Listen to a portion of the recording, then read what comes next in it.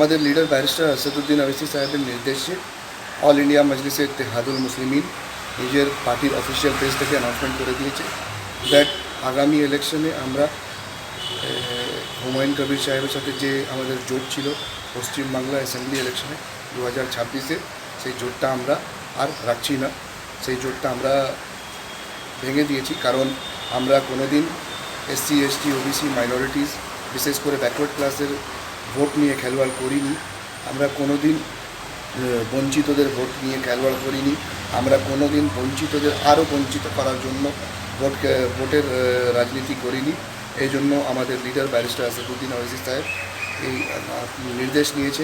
এমনিতেই এদের দলের 2-4 জন বাংলায় মুর্শিদাবাদের একজন ওদের দলের সভাপতি আছে, তার নাম আসাদুল।